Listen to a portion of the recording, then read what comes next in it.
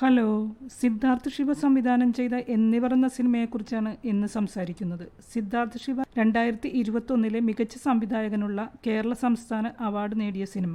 ഇതിലെ അഭിനയത്തിന് സുധീഷിന് മികച്ച സ്വഭാവ നടനുള്ള അവാർഡുമുണ്ട്.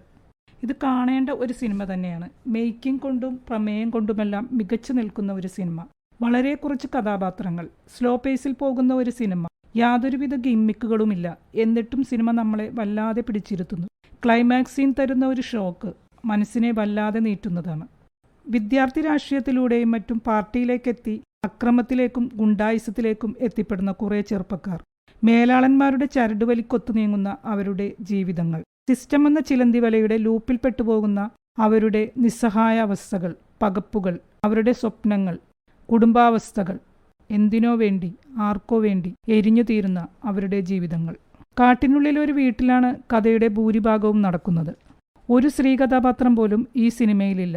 പക്ഷേ കഥാപാത്രങ്ങളുടെ സംഭാഷണങ്ങളിലൂടെ നമ്മൾ അവരുടെ കുടുംബത്തെ അറിയുന്നു. അമ്മയും പെങ്ങളും കാമുകിയും നമ്മുടെ മനസ്സിലേക്ക് കടന്നു വരുന്നു. ഉള്ളവരെല്ലാം വെടിപ്പായി അഭിനയിച്ചിട്ടുണ്ട്. എല്ലാവരും ഒരുപോലെ ഇൻവോൾവ്ഡ് ആയിട്ടുണ്ട്.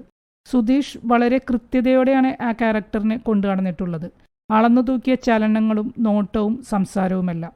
സൂരജ് എസ് കുറുപ്പും സർജാനോ ഖാലിദും ഗംഭീരമായി തന്നെ ചെയ്തിട്ടുണ്ട്. വഴക്കിൽ നിന്ന് തുടങ്ങി ഫ്രണ്ട്ഷിപ്പിലേക്കെത്തുന്ന അവരുടെ ബന്ധം അവസാനം ഒരു നൊമ്പരമായി അത് നമ്മളിൽ അവശേഷിക്കുന്നു. സൂരജ് തന്നെയാണ് ഇതിൻ്റെ മ്യൂസിക്കും ചെയ്തിരിക്കുന്നത്.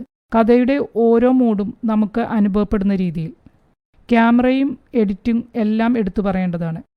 സ്ക്രീൻ പ്ലേയും ഡയലോഗ്സും ഒരു മിസ്റ്ററി കീപ്പ് ചെയ്ത് കൊണ്ടുപോകുന്നതിൽ ശരിക്കും വിജയിച്ചിട്ടുണ്ട്.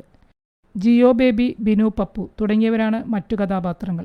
അവരെല്ലാവരും തന്നെ നമ്മുടെ മനസ്സിൽ തങ്ങിയേൽക്കുന്ന കഥാപാത്രങ്ങളാണ്. എന്താണ് ഈ സിനിമയെക്കുറിച്ച് നിങ്ങളുടെ അഭിപ്രായം? കമൻറ്റ് ചെയ്യുമല്ലോ. വീഡിയോ ഇഷ്ടമായെങ്കിൽ ലൈക്ക്, ഷെയർ ആൻഡ് സബ്സ്ക്രൈബ്. ഇനിയും മറ്റൊരു വീഡിയോയിൽ കാണാം. ബായ്.